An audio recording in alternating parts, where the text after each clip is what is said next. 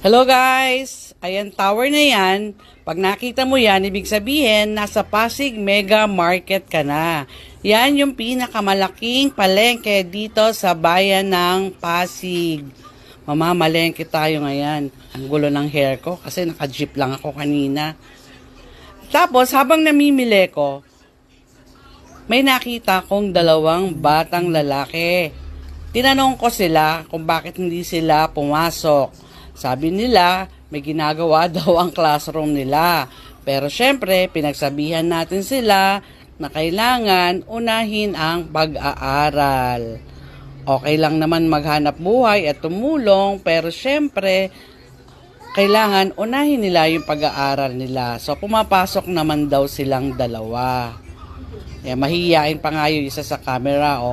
Ang ino-offer nila, nagbebenta sila ng plastic bag